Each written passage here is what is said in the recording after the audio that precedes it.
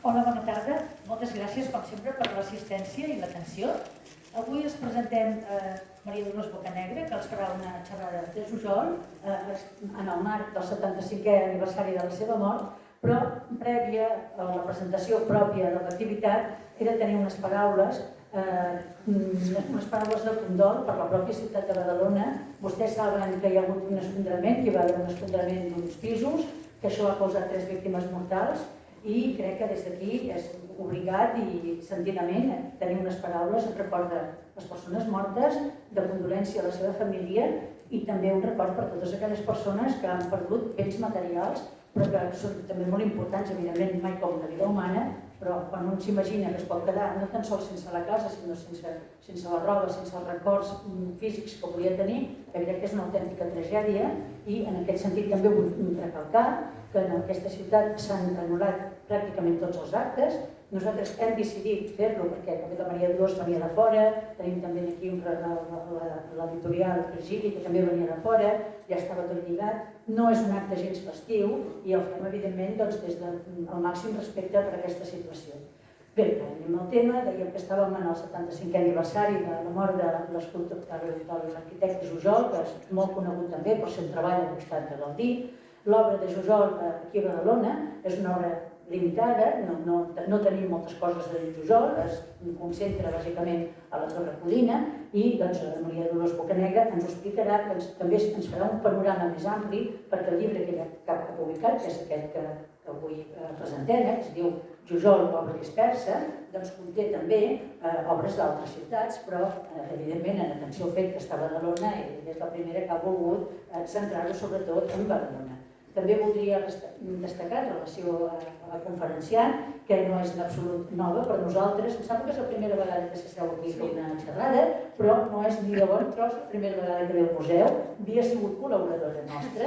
Ella té, per exemple, en relació a Badalona, i és per l'època justament que col·laborava en el museu, que va publicar un llibre sobre el modernisme a Badalona, i qui vulgui donar un cop d'ull a la revista Carrer dels Arbres trobarà que també ella és autora en allà, mínim, així que jo recordi d'un parell d'articles, un també dedicat a Jujol, que va ser pioner en aquell moment com a reivindicació de la tasca de Jujol a la Torre Codina, i després un altre que és interessantíssim, que és sobre els mosaics de la Llauna i la seva significació. Els trobaran online, ja saben que la revista Carrer dels Arbres està a internet, si entren en el nostre web hi ha un índex i per tant els poden localitzar ràpidament.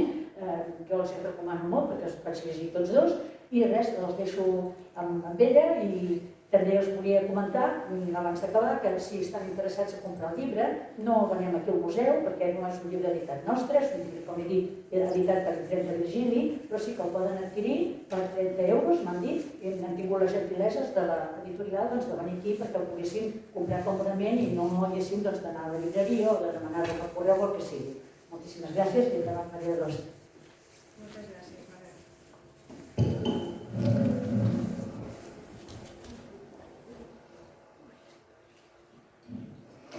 Bé, bona tarda a tothom. Moltes gràcies per venir en aquests dies tan tristos per la ciutat, però bé, doncs avui ens toca parlar de Jujol. Dividiré la meva xerrada en dues parts. Primer faré un repàs per l'obra menys coneguda de Jujol, amb motiu precisament de la presentació recent d'aquest llibre, titulat, com ja heu sabut, Jujol, obra dispersa, editat per l'Arxiu Jujol. En aquest llibre hi ha un capítol sencer dedicat a Badalona, que és justament del que parlaré a la segona part de la meva conferència. Bé, per començar, sabem que l'obra de Jujol està repartida en 3 llocs, bàsicament. Un és Tarragona i comarques, el que es diu Camp de Tarragona, repartida en poblets molt petits. Montferri, Vistabella, Vallmoll, segurament coneixeu aquestes obres. Un altre nucli important que concentra l'obra de Jujol molt destacada és Sant Joan d'Espí. I per últim, un altre lloc és Barcelona. Doncs bé, fora d'aquests 3 territoris jujolians hi ha tota una sèrie d'obra dispersa per Catalunya, la resta de la península i Mallorca, que és justament el que he documentat en aquest llibre. Com arriba Jujol a aquests llocs? Qui li encarrega aquestes obres? Doncs tenim que moltes vegades els comitents coincideixen, és a dir, per als pares carmelites treballarà a Tarragona i a Badalona, per a les germanes carmelites de la Caritat treballarà a Tarragona, Barcelona, Girona i Vinalesa, per a la família negra Sant Joan d'Espí i Badalona, i òbviament altres professionals també li encarreguen obres, com el mateix Gaudí, per al qual treballarà a Barcelona i a Mallorca. I la cronologia d'aquestes obres quina és? Doncs abarca tota la trajectòria professional de Jujol. La primera obra que hem estudiat és del 1905, és un plafó ceràmic per a una església de Jerusalem, i les últimes obres són de l'any 49, l'any que Jujol va morir. I quin Jujol trobem en aquestes obres disperses? Doncs trobem el Jujol arquitecte, el Jujol pintor, escultor, dissenyador d'altars, de treballs en ferro, ceràmica, esgrafiats o vitralls, exactament igual que la resta dels territoris més coneguts, els territoris jujolians. Doncs bé, començarem fent un repàs molt ràpid, perquè tenim el temps molt ajustat, per totes aquestes obres, perquè us feu una idea, una visió general.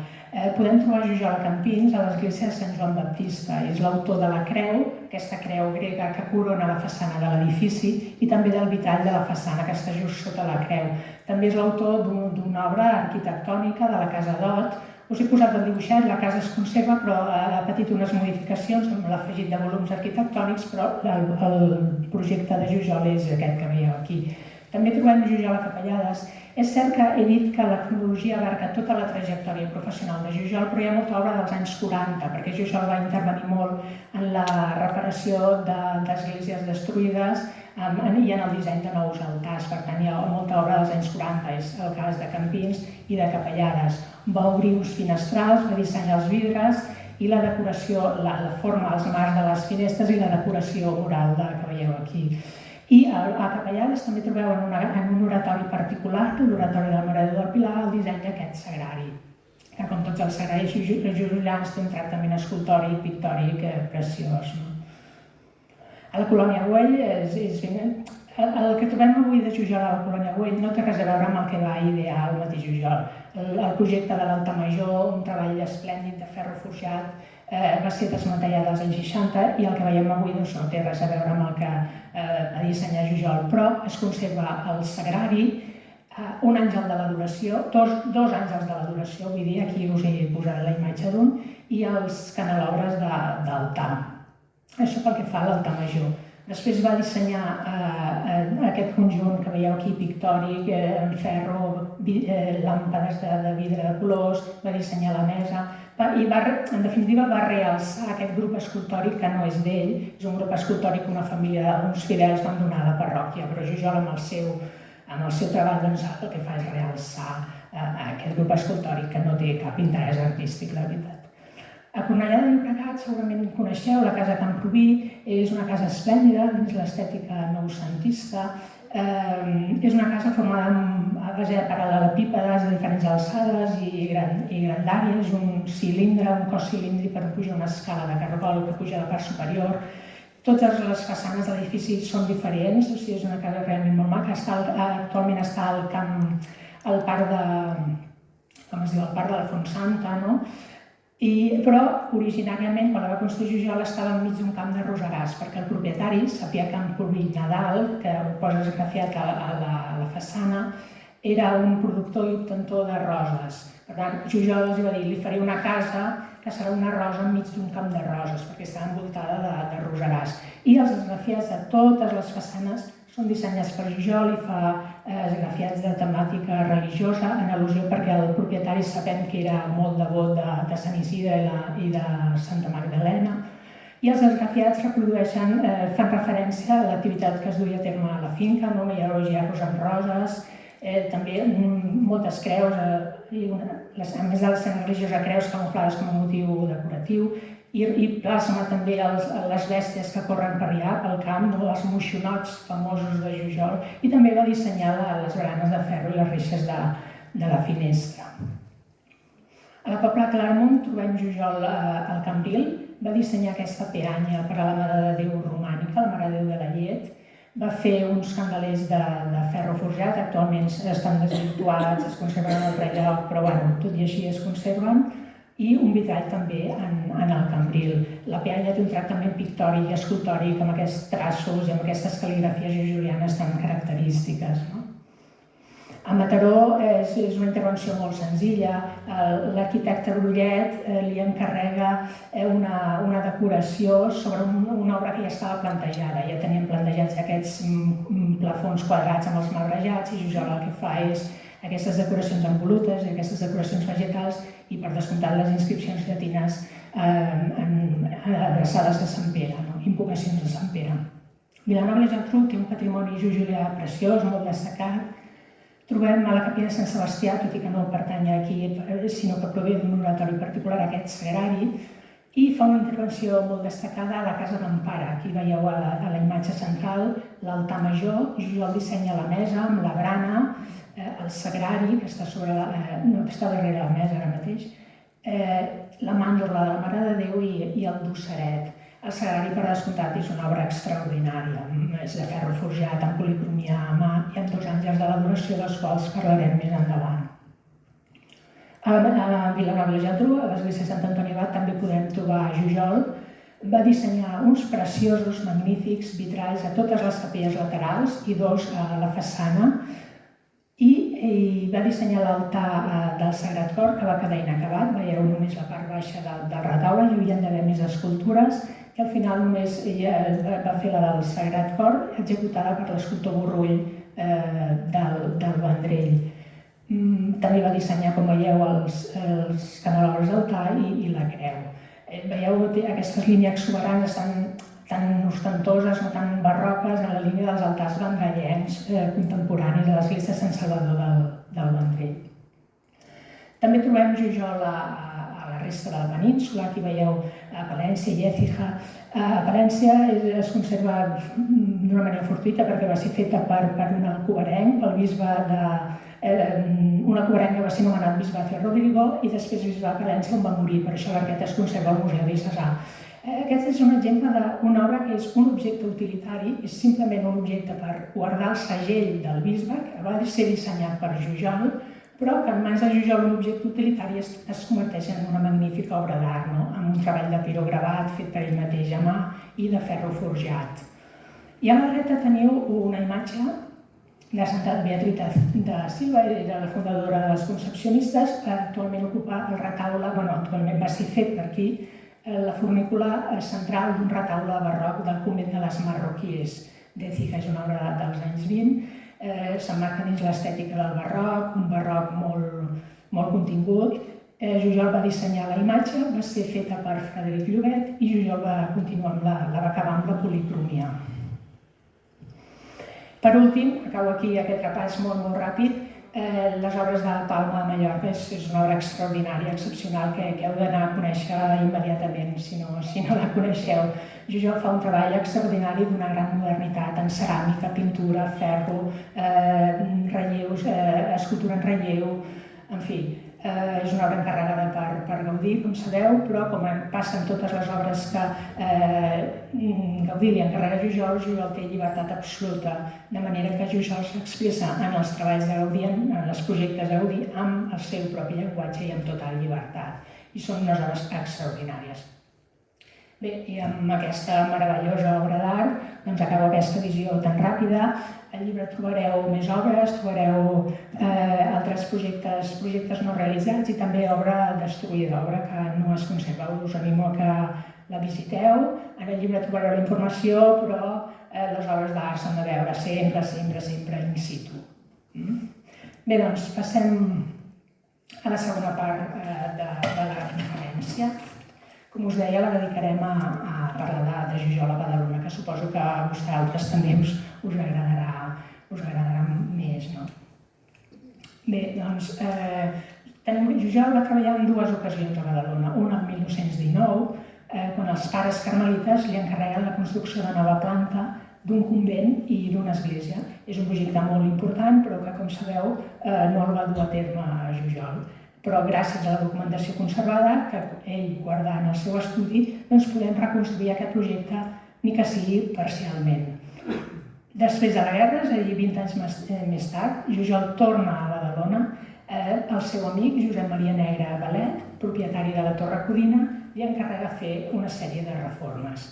Doncs bé, ara veurem en detall aquests 2 projectes. El projecte de l'Església Comell l'encarreguen el 1919, com he dit, però els pares carmelites ja s'havien instal·lat a Badalona anys abans, concretament el 1907. 3 frares del convent de Tarragona es van desplaçar a Badalona per fer possible una nova fundació que esdevindrà canònica l'any següent i priorat el 1914. S'instal·len de lloguer en 2 cases al carrer de Sant Miquel, la número 44-46 i la número 48. Hi ha divergències en la bibliografia sobre exactament quines cases són, però consultats els documents de compra-venda, perquè aquestes cases les acabaran comprant, sabem exactament que són aquestes 2 cases. La connexió entre el convent de Tarragona i de Badalona va continuar. De fet, el prior de Badalona del 1912 al 15, just després va marxar cap a Tarragona per ser prior del convent d'allà de Tarragona. I durant el seu priorat es va fer un concurs públic per tal de construir el cambril de la Mare de Déu del Carme de l'església dels carmelites. I aquest concurs el va guanyar Jujol el 1918. Per tant, és lògic pensar que si a Badalona volen construir una església i un convent, és lògic que li encarreguin a Jujol. I així va ser el 1919. El nou prior, per Arredento del Niño Jesús, doncs li encarrega aquest projecte a Jujol. Perdoneu un momentet.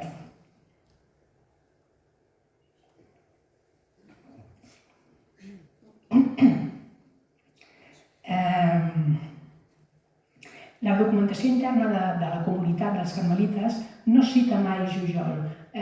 Jo no he sabut trobar cap document que parli del projecte jujulià, la qual cosa ens fa pensar, a mi em fa pensar que hauria de ser un acord entre el prior i l'arquitecte. En un primer moment, Jujol fa aquest dibuixet que teniu a la part superior, no està datat, però tot sembla indicar que va ser un primer contacte, en un primer dibuix, en el primer contacte amb l'obra. Ja hi fa una sèrie de modificacions, veieu les tribunes que posa a la part superior, unes tribunes tancades, unes reixes artístiques, unes finestres també molt jujulianes. Bé, aquestes cases havien de ser enderrocades i amb la compra de terrenys annexos s'obtindria l'espai total per construir l'església i el convent. El mateix Jujol, en el dibuix que veieu a l'esquerra, amb aquest croquis, en el qual jo he destacat en colors els terrenys perquè es vegin millor, ens dona una idea de tot on havia d'anar exactament el convent i l'església. Mireu, la primera propietat és aquest terreny rectangular, molt llarg i estret, que va des del carrer de Sant Miquel, 5 metres de façana, i es prolonga fins al carrer del Mar. El quadrat blau del costat és l'espai ocupat per les cases i on Jujol ja projecta l'església, fixeu com marca els pilars de les naus. I a la part de darrere hi havia unes propietats de Can Maristany, la compren una casa en Badiu l'any 21 i l'any 44, molts anys més tard, amplien una altra propietat de Can Maristany. Per tant, quan Jujol hi arriba, les cases estan construïdes, aquestes 2 cases annexes on s'instal·len els carmelites encara estan construïdes, no estan enderrocades i només tenien de propietat, i no eren propietat seva, estaven de lloguer encara, només tenien la propietat de Can Doro. I això reflecteix en els projectes de Jujol. Ell mateix, en aquest croquis, en el rectangle vermell, diu adquirido con el tiempo para lo definitivo. És a dir, un projecte que estava pensat a més llarg plaç.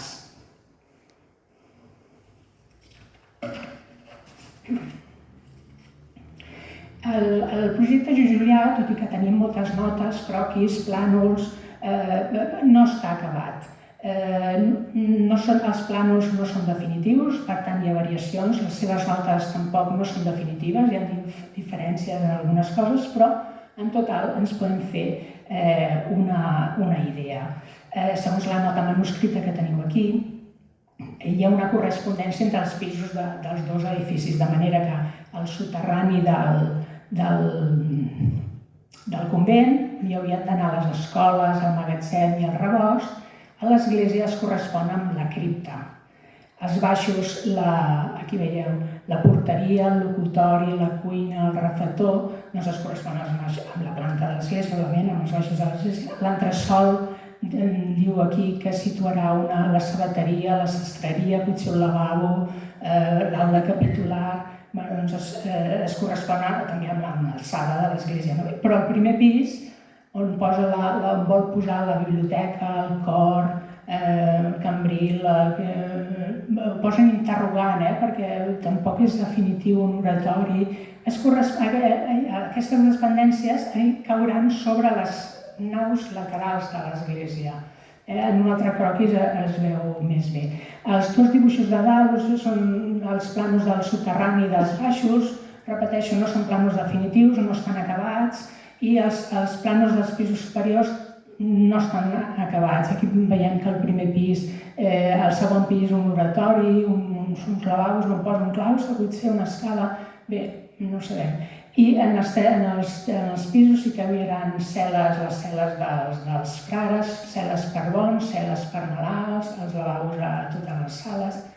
En fi, això és el que podem saber del convent. I en el SAT el convent pràcticament no sabem com era, no el dibuixa gaire amb precisió.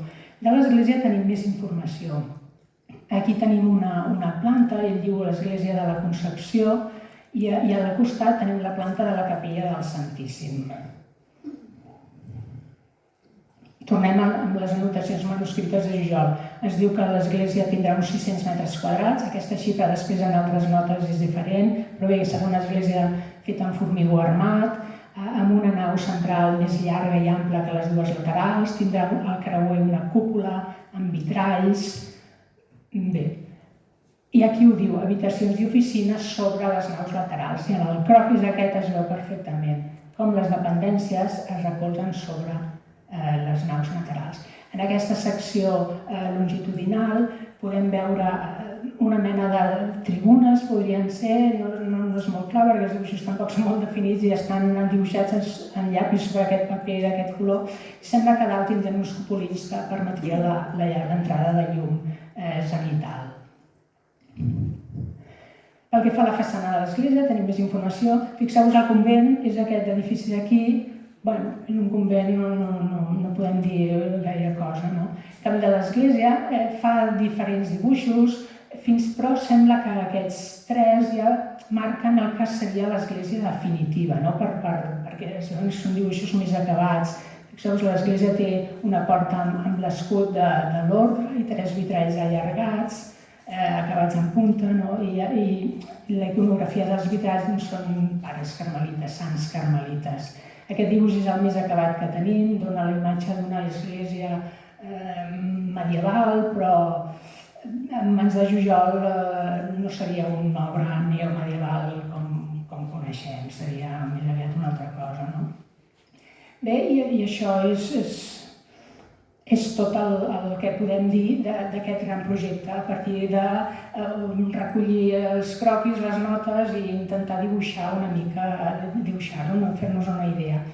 Bé, arribem a l'any 21 i el nou prior, és escollit un nou prior, l'any 21, és el pare Basilí de Sant Josep, i ell mateix comunica al definidor general de l'ordre que s'han reunit en sessió capitular i han aprovat uns planos per a un nou convent i església de l'arquitecte Sagnier. Enric Sagnier també era un arquitecte conegut de la comunitat dels carmelites perquè havia treballat assessorant a la construcció del convent de Barcelona. I el projecte de Jujol quedava definitivament descartat i Badalona perdia l'oportunitat de tenir dues obres de Jujol. Una església, un temple, ni més ni menys. Però bueno, què hi farem? El segon projecte en el qual treballa Jujol a Badalona és la Torre Codina. Jujol torna a Badalona després de la guerra, just acabada la guerra. El seu amic Josep Maria Negre Valet, que és un advocat instal·lat a Barcelona, li encarrega unes reformes a la Torre Codina, una masia del segle XVI, que havia comprat just abans de la guerra i després, just després, s'instal·la amb la família a viure-hi.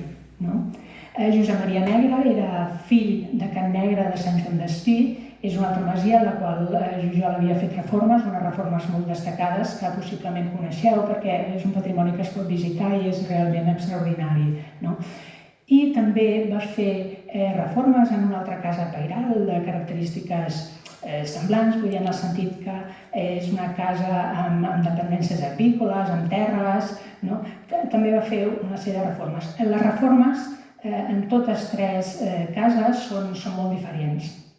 Són molt més modestes a la Torre Codina, òbviament, però hi ha un mateix plantejament. Són projectes que s'allarguen durant molts anys, fixeu-vos les dates, la Can Negre del 14 al 30, el Can Bofarull del 13 al 33, la Torre Codina no arriba a una dècada, s'acaba el 49 perquè és justament l'any que Jujol va morir. El plantejament és les obres es van fent a poc, és a dir, a la Casa Bofarull, segons els guanys obtinguts a les collites, s'anaven fent reformes. Can Negre era una residència estival de la família Negra, per tant tampoc hi havia pressa, s'anaven fent les reformes. I a la Torre Codina també s'anaven plantejant durant les estades de Jujol amb la seva família, els caps de setmana hi anaven a passar el dia, perquè eren amics, no només eren clients, sinó que eren amics, i durant aquestes estades es plantejaven reformes per fer actuacions a la torre. Quan arriba Jujol el 1939, l'aspecte que hauria de tenir la Torre Codina és aquesta imatge que veieu a la part superior. És una imatge del 1914, però consultades altres imatges dels anys 30 presentava el mateix aspecte. És un aspecte descurat, deixat, era una casa abandonada. I fixeu-vos que a la part superior hi ha uns suports que aguantaven els matacans que no hi són, estaven destruïts. Jujol, quan arriba el 1939, dibuixa la casa, fa aquest petit croquis, aquest apunt tan ràpid a llapis, però dibuixa justament els matacans que ell s'encarrega de reconstruir uns anys després. També el mateix 1939, en el primer contacte amb la casa, dibuixa el celler, imagina unes decoracions pictòriques al voltant de les portes, un paviment, i també dibuixar els mobles de la família. Però aquest 1939 ell no fa res encara. Mentre es durin les obres de la Torre Codina, fins al 1949, Jujol farà allò que tant li agrada fer excursions per conèixer el territori. Es conserven molts dibuixos d'aquestes excursions arreu de Catalunya. Jordi Manós en fa un bon recull en el seu llibre Peu en Jujol. És un llibre molt bonic, on trobareu també aquests dibuixos de Badalona. Els dibuixos que fa Jujol quan recorre el territori són sempre dibuixos de petit format, fets en fulls solts, reaprofitats a vegades. Són dibuixos fets a llapis, també hi ha alguna amb aquarel·la, amb tinta. Mostra el seu interès per l'arquitectura, el paisatge, també dibuixa finestres, reixes, elements de serralleria, és a dir, mostres d'antics oficis que li interessaven tant. En general són apunts molt ràpids, on mostra la seva extraordinària habilitat amb el llapis i l'ull fotogràfic per copsar la realitat. Totes aquestes característiques que us he dit les podeu veure en aquests dibuixos que va fer a Badalona. En el primer dibuix teniu la capella de Can Ferreter, la dibuixa diverses vegades, li crida molt l'atenció, com sabeu està a la carretera, molt a prop de la Torre Codina. Fixeu-vos que aquest dibuix que fa no és així l'aspecte que té la capella de Can Ferreter, només té una planta, només arriba fins aquí, fins al coronament aquest, fins a aquest entaulament. Ell imagina un primer pis i li fa una mena de cúpula. És un mer divertiment, però en altres dibuixos sí que la dibuixa tal qual és. I en els altres dibuixos veieu al costat el camí de la Cartoixa a Montalegre, arribat a Montgat, ens diu. És un dibuix de l'any 44. El de sota, la creu del camí de la Conreria, també de Badalona, de l'any 46. I aquest és un dibuix de la ciutat, que justament la Margarida em va ajudar a identificar-lo, jo no sabia on era, és el carrer Fluvià, l'aqueducte del carrer Fluvià, que he comprovat en les fotografies antigues, és justament així, amb aquesta gran arcada.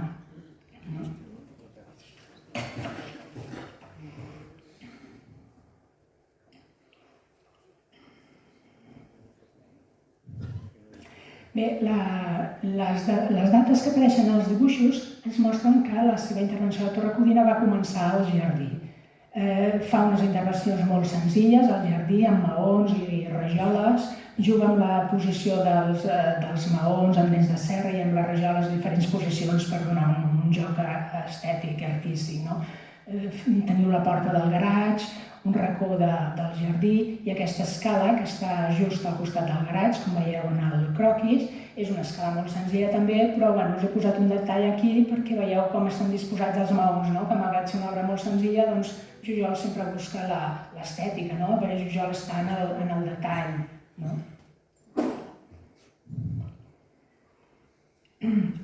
Després continua, a partir de l'any 43, comença a fer croquis dels matacans, aquelles estructures que faltaven, com heu vist a la fotografia antiga, que havien estat destruïdes i que ell reconstrueix, però només les de la façana principal. Fixeu, són unes estructures quadrangulars amb una coberta inclinada i mostren obertures rectangulars, quadrades i les cantonades dels maons encaixades. I estan sostingudes per mènsules, les mènsules que ja tenien. Estan construïts en maons recremats i juga també amb la posició dels maons, fixeu-vos amb dents de serra per donar volum, textura i també textura amb aquesta línia de pedres blanques que donen textura i canvi de color. Les fan unes obres més atractives. A partir de l'any 43 farà la intervenció més destacada de la Torre Codina, que és una intervenció al vestíbul principal de la casa. El que fa és jujolitzar l'escala principal del vestíbul. Jujolitzar és un terme que va encunyar l'arquitecte Carles Flores i que vol dir és partir d'una obra ja feta, sense cap interès, una obra vulgar, però que la intervenció de Jujol la transforma completament fins al punt que ja no es reconeix l'obra original i al mateix la dota de categoria artística. I és justament el que fa en aquesta escala. No toca res, afegeix coses per transformar-la. Recobreix els maons, els esglaons de fusta, fa aquest arrimador tan bonic amb aquest perfil mixtilini tan característic de Jujol, sobre el qual fa uns detalls de policromia. A l'inici de l'escala situa una peanya amb un àngel i sobre els barrots de ferro de l'antiga barana, no es toca per res, situa uns elements, en aquesta fotografia antiga es veu millor, situa uns elements verticals de fusta decorats a la part superior amb uns poms i a sota amb escuts. Seran 4 escuts en total. I entremig d'aquests elements verticals veieu que disposa 3 plafons amb una inscripció llatina de la qual en parlarem. Per donar unitat al conjunt, també fa unes intervencions de policromia a les portes, dissenya el banc sota l'escala i l'arrimador i un arrimador per la resta de la sala, però aquest de perfil llis, però també fa unes policromies sobre les fustes. L'autor de tota aquesta fusteria és Josep Bojan, un fuster de Sant Joan d'Espí, conegut per Jujol, amb el qual havia treballat en altres obres. Bé, comencem la lectura de l'escala. Just a mà dreta, a l'inici de l'escala, teniu el nom del propietari de la casa, Negre. Ben segur, aquestes lletres negres destacaven sobre un altre fons, no tan negre, no. Segur que es veien molt millor. Perquè els veiem millor, doncs, he agafat una imatge del banc que va dissenyar Jujol per al jardí de Can Negre de Sant Joan d'Espí, en el qual també escriu el nom Negre d'una manera semblant a com fa a la Torre Codina. A l'inici de la peanya, de l'escala, com heu vist, situa una peanya i a sobre un àngel escultòric. Aquesta peanya i l'àngel es conserven al museu, van ser desplaçats, actualment estan aquí, al museu. Veieu la peanya, la imatge central, està construïda en fusta, fustes de diferents formes, més arrodonides, més allargades i policromada de color vermell, daurat, blaus. És buida per dins, cosa que li dona una lleugeresa. Sobre la peanya situa l'escultura d'un àngel. És aquest, és l'arcàngel Gabriel. Una faceta poc coneguda de Jujol és justament la faceta d'escultor. Jujol també practicava l'art de l'escultura i era professor a l'Escola del Treball i a l'Escola d'Arquitectura. La seva obra escultòrica encara no està estudiada, però coneixem el procediment. Ell dissenyava un petit model en fang, es passava guix, i un escultor s'encarregava de fer l'obra definitiva amb el material de la mida i el material acordat. I Jujol acabava l'obra amb la policromia de la peça.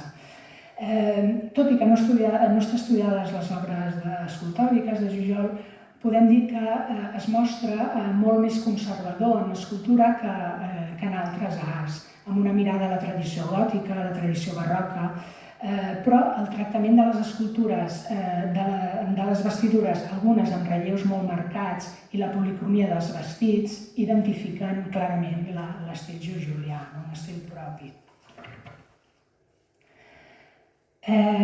L'arcàngel Gabriel és el nom del primogènit de la família negra, per això es va col·locar, però també és el nom de l'àngel anunciador que se li apareix a la Verge. Està representat de manera tradicional amb un braç alçat i porta un filacteri a la mà amb la inscripció Ave Gratia Plena. És una obra de guix d'uns 90 centímetres, sense les ales metàl·liques treballades manualment per Jujol, de llauna, i la policromia dels vestits. En la policromia veieu perfectament el traç, aquest delicat, jujulià, cintes, motius vegetals, que veieu en tota aquesta zona d'aquí. En aquest cas no sabem l'escultor que va dur a terme aquesta obra, no hem trobat documentació sobre això, però podem fer un paral·lelisme amb unes obres una mica posteriors, que són els àngels del sagrari de l'església de la Casa d'Empara de Vilanova i la Geltrú. Uns àngels el sagrari està signat l'any 48, per tant entenem que tot el conjunt és del 48. Ja us he dit abans, és una obra extraordinària de ferro forjat amb policromia Jujol, i en aquestes dues plataformes hi ha dos àngels de l'adoració, que veieu aquí, un d'ells. Aquests àngels també són de guix, en aquest cas estan totalment daurats i presenten policromia també feta per Jujol. I les ales també són metàl·liques treballades per Jujol. Sabem que en la realització d'aquest sagrari hi van intervenir els germans Roca, Esteve Roca i Enric Roca. L'Esteve no tenim dades d'aquests artistes, però sabem, van treballar en altres obres de Jujol, a Campins, a Guimerà, i a Vilanova i la Geltrú en altres llocs. Sabem que Esteve es dedicava a la fusteria i feia escultura, i el seu germà Enric feia obres en guix i treballava el daurat. És molt possible que el treball, Jujol estava treballant amb aquests germans, amb els Roca, en aquests anys. Podem establir aquesta hipòtesi que l'obra de la Torre Codina pogués ser feta per Enric Roca. És una hipòtesi que deixem plantejada fins que la documentació no ens pugui aportar més llum. Bé, a l'escala, com heu vist, tots aquests elements verticals que trencaven l'horitzontalitat del conjunt, hi ha 4 escuts. Segurament segur que la seva col·locació en aquesta escala hauria ser acordada amb la família negra, de posar-hi uns escuts dels propietaris que va tenir la Torre Codina amb anterioritat des del segle XVI, i a Jujol li proporcionen un informe, que és aquest d'aquí. Són 4 simfolis mecanografiats on es fa una cronologia de tots els propietaris que va tenir la Torre Codina, que són tots aquests que us he relacionat aquí. Ara bé, són molts escuts, això. Jujol comença a documentar-se, comença a dibuixar tots els escuts, i per una anotació que deixa al marge superior d'una nota, doncs sabem, diu Francisco Xavier de Garma, És l'autor d'aquesta obra que veieu aquí, d'un llibre publicat en 2 volums l'any 1753, que es titula Darga catalana, art heràldica i pràctiques regles del blasón. Jujol es documenta en aquesta obra, però, clar, són molts escuts, s'ha de fer una tria, i aleshores els escuts triats, els llinatges que passaran a la posteritat seran aquests que veieu aquí. El llinatge antic, Cardona, Corbera i Pujol, estan col·locats així d'aquesta manera descendent a l'escala. Van haver 3 propietaris amb el nom antic, Francesc Antic, el seu fill i el seu net. La referència a l'escut Cardona fa referència a la portadora d'aquest escut, és Jerònima de Cardona, que era la muller de Pere Bernat Codina, qui va comprar la casa al segle XVI. La presència de l'escut següent, el Corbera, només té una explicació, i és que Manel Antic i Mora fou nomenat baró de Corbera, tot i que no porta el cognom Corbera, s'ha col·locat aquest escut aquí, és l'única explicació que té. I per últim, els Pujol, van haver 3 propietaris amb el cognom Pujol. Bé, què podem dir d'aquests escuts? Doncs que el dibuix, són policromats per Jujol, però el dibuix és el natural, no és heràldic. És a dir, aquest card tan bonic, tan delicat, amb flors, no respon a un rigor heràldic. Tampoc la forma de la torre amb aquests merlets, el disseny de les finestres, ni les estrelles dels escuts tampoc no responen estrictament al disseny heràldic. En Jujol predomina l'estètica per damunt del rigor heràldic. Trobem a faltar un escut, clarament. Trobem a faltar l'escut Codina, el que dona nom a la casa, que no hi és. Doncs aquest escut sí que hi serà, però hi serà en un altre lloc i es col·locarà a la paret i amb un altre disseny, a part. Sobre els escuts, ja hem dit que col·loca 3 plafons acoblats en els barrots de ferro. Són aquests 3 plafons, amb aquest perfil mixtilini tan característic jujulià i amb cal·ligrafia també jujuliana. En aquests plafons, entre els 3, hi ha una frase llatina repartida, una frase interrogativa, una oració interrogativa. Ell mateix l'escriu aquí, en un dels seus croquis de l'escala. La frase diu Homini quid genus, quid honor, quid gloria prodest, que traduïda al llatí vol dir de què li serveix a l'home el llinatge, l'honor i la glòria. No sabem, la podem traduir, sabem què vol dir, però no sabem què ens vol dir Jujol al posar aquesta frase aquí. És una frase interrogativa, per tant, ens interpel·la. Ara bé, no sabem la font d'on la va treure, no ho anuncia. Des del meu punt de vista, podria ser perfectament una frase elaborada pel mateix Jujol. Sabem que llegia, parlava i escrivia llatí amb facilitat, per tant és molt possible que fos una frase elaborada per ell. I quina interpretació podem donar? Doncs no ho sabem, perquè tampoc ens ho diu. Per tant, la interpretació té una lectura oberta. Des del meu punt de vista, tenint en compte que Jujol era un home extremadament religiós i tenint en compte que els plafons estan situats sobre els escuts dels nobles propietaris de la casa, doncs jo la considero una incitació a la humilitat, a dur una vida humil, espiritualment rica. Bé, és la meva interpretació, però òbviament altres lectures també són possibles. Al final de l'arrimador, al final de l'escala, l'última part de l'arrimador, Jujol signa l'obra i la data, 1947, que és la data que podem considerar com la data de finalització de l'obra. La intervenció de Jujol en aquesta obra el que fa és ennoblir l'edifici amb al·lusions històriques, religioses i filosòfiques.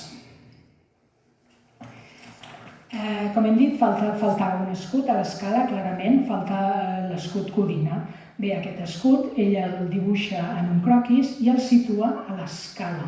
I ell mateix ho diu aquí, col·locació, entrada escalera, muro de l'escalera, tal com es va col·locar.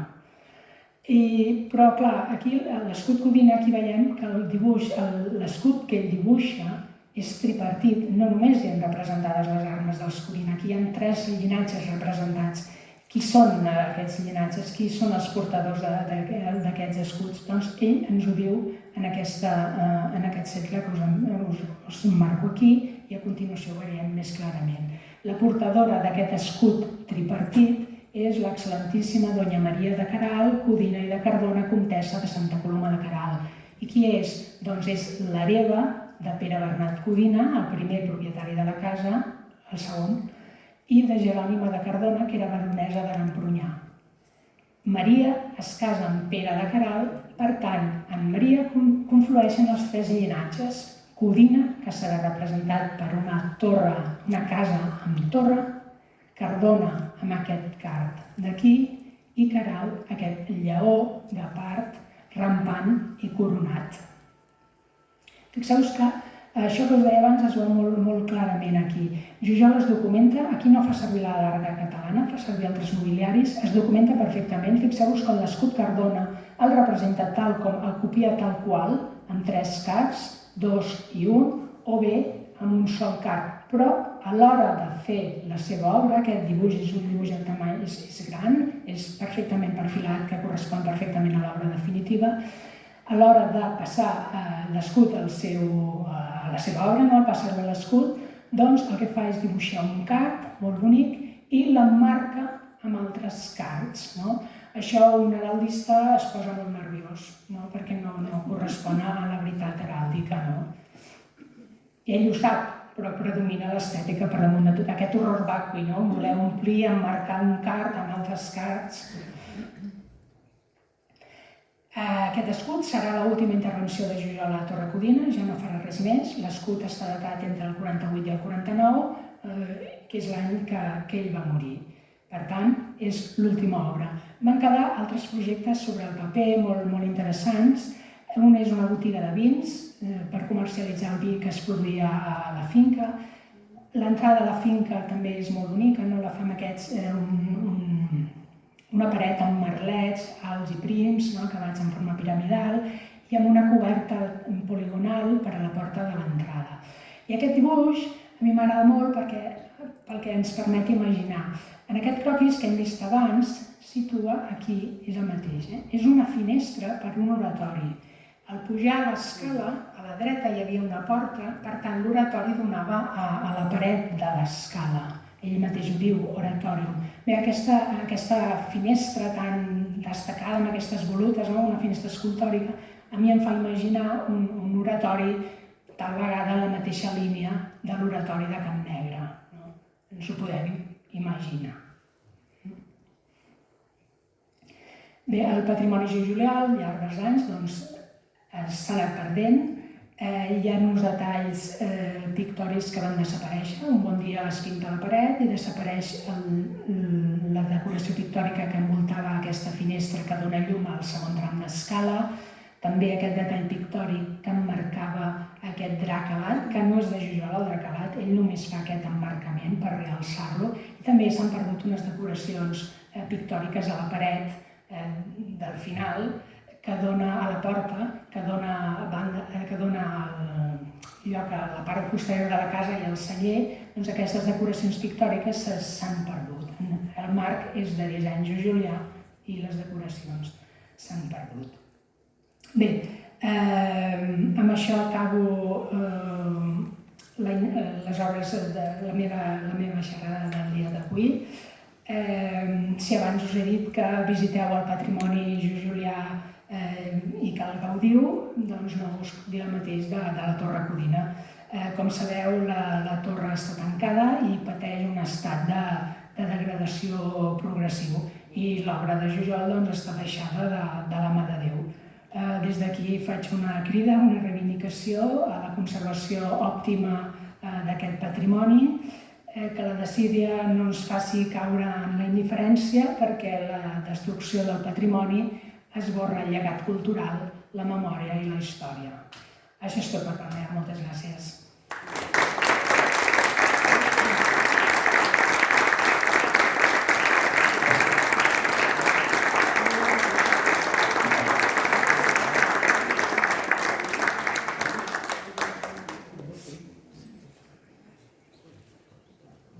Escolta, Dolors, no has dit res del...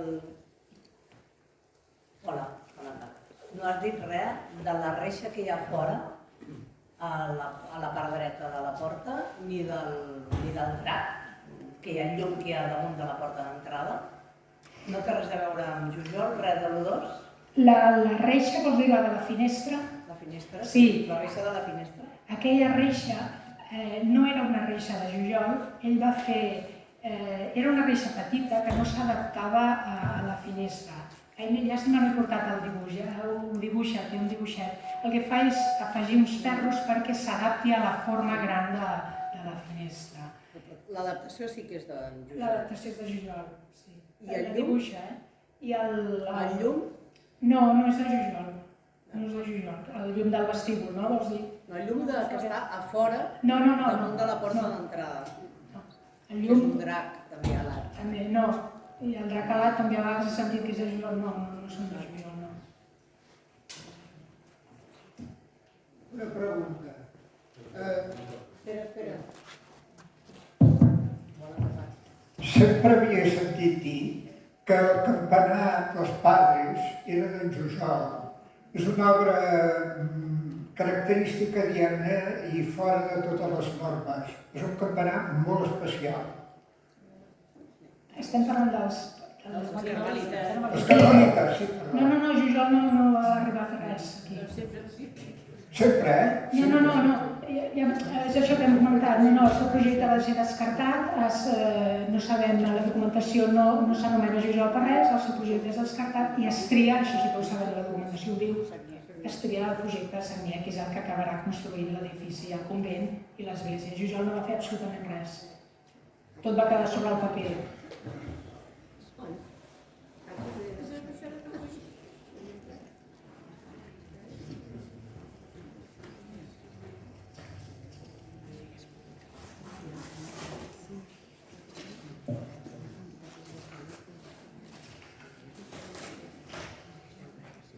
Bé, just a l'hora, Gràcies, molt bé.